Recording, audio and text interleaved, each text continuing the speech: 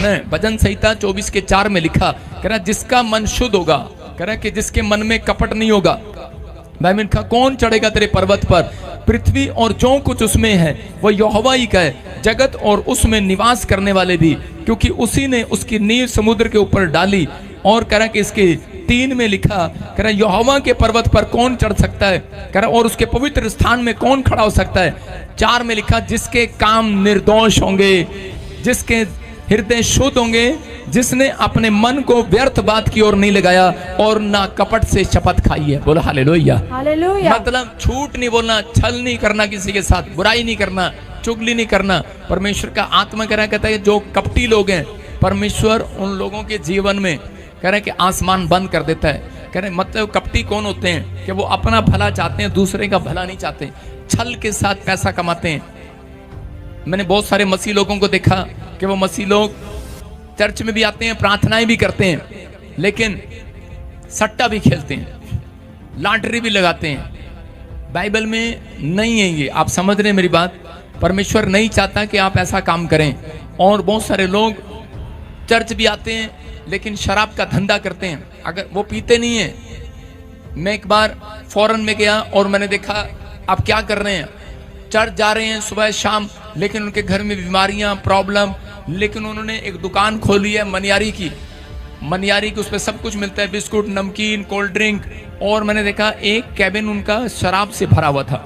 मैंने कहा ये क्या है, कहते हैं हम शराब भी बेचते हैं, हम थोड़ी पीते हैं, हमारे पास लाइसेंस है, हम तो बेचते हैं, हम थोड़ी पीते हैं। मैंने कहा अच्छा मैंने कहा जहर जो है वो हम भी बेचते हैं। मैंने कहा लो, मैंने कहा खा लो। मैंने कहा अगर हम जहर बेचें, लोग मर जाएं तो कैसा लगेगा। मैंने कहा क्या करेगी सरकार, तो कह रहा कि अंदर कर देगी। मैंने कहा वो ऊपर वाला आपके लिए आसमान बंद कर देगा अगर आप ऐसा करते हैं। आप समझ रहे हैं कि नहीं। कुछ लोग सिगरेट रखते हैं, दुकान रखते हैं, लेकिन आप समझ रहे हैं उन लोगों के लिए मैं बात कर रहा हूं कि अगर आपको ऐसा बिजनेस मिल रहा है, आप उसी समय लात मार दो उस बिजनेस को, परमेश्वर आपको कोई डबल अच्छा बिजनेस देगा यीशु मसीह के नाम में।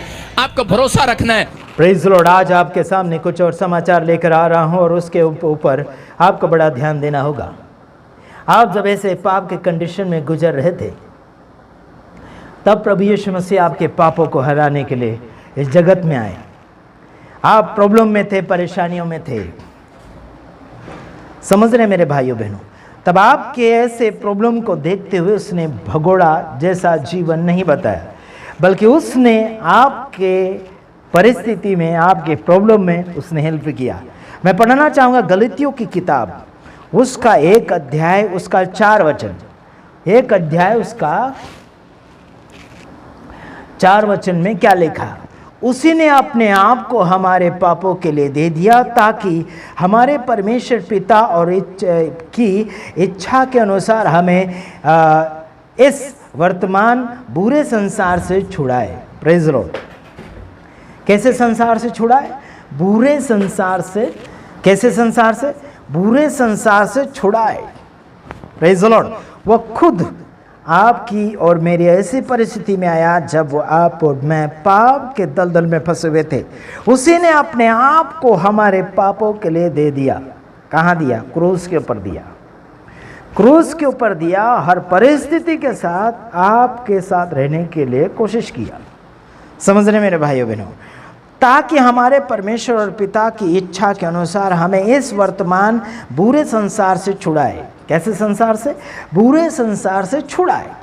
इसलिए वह बलिदान हुआ। Praise the Lord. हर परिस्थिति में आपको आज़ादी देने के लिए वह तैयार रहा। Praise the Lord. क्या आप और मैं किसी की ऐसी परिस्थिति से बाहर निकालने तैयार है? हेलो।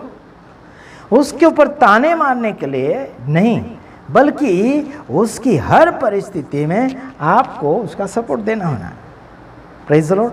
कितने ऐसे लोग हैं जो हमारे ग्रुप के अंदर हैं, रेवरेन है, बिशप है, पुलिस वाले हैं, कलेक्टर लोग हैं, मिलिट्री वाले हैं और अन्य ऐसे पदवी के लोग हैं, लेकिन कुछ लोग सुनसान पड़े हुए। आखिर हमें उनको जगाने के लिए फ़ोन करना ही पड़ता है। कुछ जगते हैं लेकिन फिर सो जाते हैं। लेकिन मैं आपको बताना चाहता हूँ, यीशु मसीह के समय में भी ऐसा ही हो रहा था। जब यीशु मसीह पतरस और अन्य सेवकों को कहा करते थे कि उठो, जागते रहो और प्रार्थना करते रहो ताकि तुम परीक्षा में ना पड़ो। उन्होंने कहा कि हाँ ठीक है, कुछ ही समय प्रार्थना करने का बड़ा ढोंग किया उन्होंने, उसके बावजूद फिर कुछ समय के बाद नींद में सो गए, नींद में आ गए। मेरे यारों, ऐसे झूठ बोलने वाले यीशु मसीह के समय में भी लोग होया करते थे और हमने पाया भी उन लोगों को वचन के अनुसार। वो खास यीशु मसीह के चेले भी ऐसे किया करते थे, जो यीशु मसीह का बातों का क्या बोलना चाहिए, तत्काल इनकार नहीं करते थे, स्वीकार करते थे। लेकिन बाद में पता चलता था कि वो तो झूठे थे, तत्काल सो जाया करते थे। पतरस कहता कि हाँ ठीक है, प्रार्थना करेंगे। कुछ समय तक घुटने टेके, बाद में यीशु मसीह साइड में चला गया। उसके बाद में खराटे मारकर, घुर्रे मार मार कर सोने लगे। ऐसा आजकल भी हो रहा है। ऐसा क्यों? मेरे भाइयों बहनों, आपके और मेरे पाप उस समय थे जब यीशु मसीह आपको और मुझे उस पाप से मुक्ति देने के लिए आया और बुरे संसार से बचाने के लिए आया। बुरा संसार में बुरा जो लोग कर रहे हैं, ऐसे विचारों से और ऐसे कर्मों से बाहर निकालने के लिए आया। Praise the Lord, hallelujah. और सारे भाइयों की ओर से जो मेरे साथ है गलतियों की कलीसिया के नाम, पौलुस कहता है। क्या कहता है? आगे देखते हैं 5वां वचन, उसी की स्तुति और बढ़ाई युगानुयुग होती रहे। किसकी? यीशु मसीह की, परमेश्वर की। उसकी स्तुति और बढ़ाई हमेशा के लिए होती रहे। आज इंसान खुद की बढ़ाइयाँ करवाता है, खुद की तारीफ़ें करवाता है, खुद की वाहवाह करवाता है, लेकिन यीशु मसीह की बढ़ाई और तारीफ़ लोग बहुत कम करते हैं और बहुत कम करवा रहे हैं। आखिर परमेश्वर आप सभी को सलामती दे और आगे की ओर बढ़ाता चला जाए, यह हमारी दुआएं आप सभी के लिए हैं। Praise the Lord, hallelujah. क्या आप आशा करते हैं कि अभी आप बढ़ें, उठें, जागृति अपने जीवन के द्वारा पब्लिक को दिखाएं। गलतियों की किताब लिखी गई है, लोग गलतियां किया करते थे पौलुस के समय में, और अभी भी गलतियों की किताब उस कलीसिया के लिए लिखा जाया करता था। समझ रहे हैं? और अभी लोगों को यह अगर संदेश सुनाए, यह अगर वचन सुनाए तो काफ़ी कड़वा लगता है। लोगों को गलती दिखाना अच्छा नहीं लगता, लोगों को गलती बताना अच्छा नहीं लगता। केवल उनकी गलतियां ढांकते रहो, है ना, उनको अच्छा कहते रहो, उनकी बुराइयां मत बताओ, ऐसा उनको अच्छा लगता है। खामियां मत बताओ, ऐसा उनको अच्छा लगता है। उनकी तारीफें करते रहो, यही उनको अच्छा लगता है। खामियां हो गई, गलती हो गई, परेशानियां उनके द्वारा बढ़ती चली जा रही पब्लिसिटी में, वो नहीं दिखाना चाहिए, ऐसा उनको लगता है। लेकिन यारो, जो भी होता है अच्छाई के लिए होता है। जमीन के ऊपर अगर घर बनाना है तो उसे खड्डा खोदना ही पड़ेगा। नींव अगर डालना है तो उसे खड्डा खोदना ही पड़ेगा।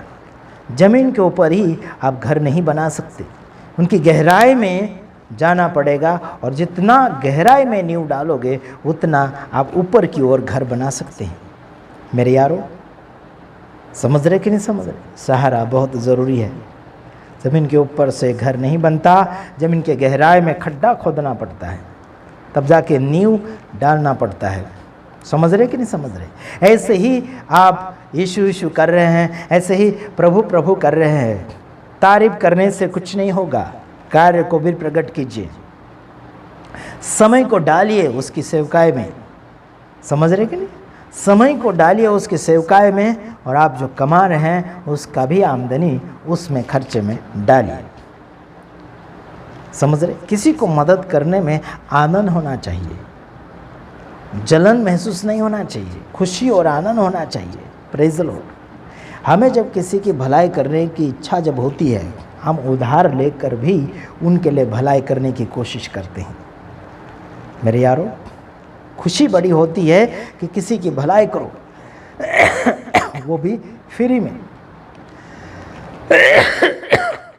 समझ रहे? कुछ प्राप्त करने की इच्छा में नहीं, बल्कि फ्री में उसकी भलाई करने की कोशिश में लगे रहो। बड़ा आनंद मिलता है, बड़ी खुशी होती है, समझ रहे। भूख लगी हुई रहती, वो भी मिट जाती है भलाई करने से।